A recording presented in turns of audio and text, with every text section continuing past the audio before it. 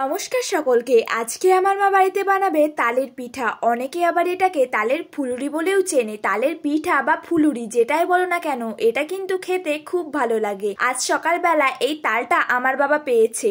এই তাল গাছটা আমাদের বাড়ির থেকে খুব বেশি দূরে নয়, যখনই তাল পড়ে তখনই শব্দ শুনতে পাওয়া যায়, কিন্তু সবসময় যাওয়া হয়ে ওঠে না, আর গেলেও পাওয়া যায় না, তার আগেই অন্য কেউ কুড়িয়ে নিয়ে যায়। আজকে এই তালটা পেয়েছে আমার বাবা, আর মা বলল এই তালটাকে দিয়ে পিঠে তৈরি করবে।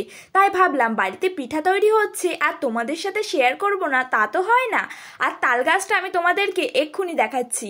এই যে আমাদের বাড়ি, তার পাশেই রয়েছে একটা পুকুর, আর পুকুর পাড়ে দেখছো এই যে তিনটে তাল গাছ। এই তিনটে তাল গাছের মধ্যে মাঝখানের তাল গাছের তালেটা দেখছো কেমন কালো মিশমিশে। তাল যত কালো মিশমিশে হয় ততই কিন্তু খেতে ভালো হয়। আর যেই তালটা পেয়েছিল সেটা কিন্তু 3 আটির তাল। কোনো কোনো তাল 1 আটিরও হয়, আবার কোনো কোনো তাল 2 আটির হয়, কিন্তু এটা একটু বড় ছিল, 3 আটির তাল। আজ সকাল থেকে বৃষ্টি হয়েই চলেছে, আর এই বর্ষার সময় কিন্তু তালের পিঠা খেতে বেশ ভালোই লাগে।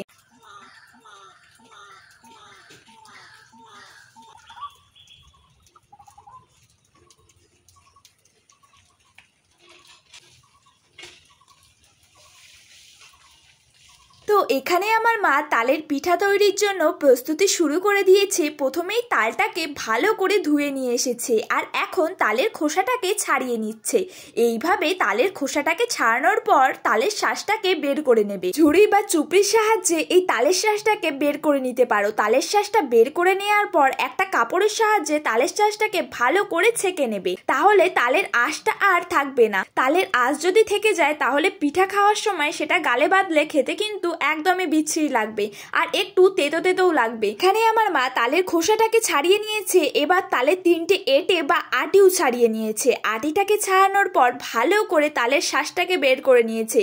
আর আমার মা তালের শাঁসটাকে এত সুন্দরভাবে বের করেছে, দেখো একটাও কিন্তু তালের আঁশ নেই। কত সুন্দর স্মুথ হয়েছে এই তালের শাঁসটা। যখন আমি ফোনটাকে একদম কাছে রাখছিলাম তখন তালের শাঁসের কালারটা ঠিক এই রকম দেখাচ্ছিল, আর যখন দূরে নিয়ে যাচ্ছিলাম তখন এই রকম দেখাচ্ছিল। যখন দূরে নিয়ে যাচ্ছিলাম সেটাই কিন্তু আসল কালার ছিল তালের শাঁসের। এবার তালের পিঠা বানানোর জন্য তালের শাঁসের মধ্যে দিয়ে দিচ্ছে 3 কাপ আটা, পরিমাণ মতো লবণ, 1 চামচ মৌরি, তোমরা মৌরির বদলে এখানে কালো জিরেও ব্যবহার করতে পারো, আর দিয়ে দিচ্ছে গুড়, তোমরা গুড়ের বদলে চিনি ব্যবহার করতে পারো। আমার মা যেহেতু এখানে গুড় দিচ্ছে সেহেতু গুড়টাকে একটু জলে গুলে এই মিষ্টি জলটাকে অল্প অল্প করে দিয়ে ভালো করে মেখে নিতে হবে। প্রথমে আমাদের সুজি দিতে মনে ছিল না, তাই আমরা এটা মাখার পর সুজি দিয়েছি, কিন্তু তোমরা যখন তালের শাঁসের মধ্যে আটা কিংবা ময়দা দেবে তখনই সুজিটাকে দিয়ে ভালো করে মেখে নেবে। আমাদের মনে ছিল না, তাই আমরা সবশেষে 1.5 কাপ মতো সুজি দিয়ে ভালো করে মেখে নিচ্ছি। ভালো করে এটা মেখে নিলেই তালের পিঠা তৈরির জন্য 90% কাজ আমাদের এখানেই শেষ হয়ে যাবে। এবার এটাকে শুধু তেলের মধ্যে দিয়ে ভেজে নিতে হবে। তেলের মধ্যে দিয়ে ভাজার জন্য প্রথমে কড়াই বসিয়ে নিয়েছি, আর কড়াইয়ের মধ্যে দিয়ে দিচ্ছি রিফাইন তেল। রিফাইন তেলটা গরম হয়ে গেলেই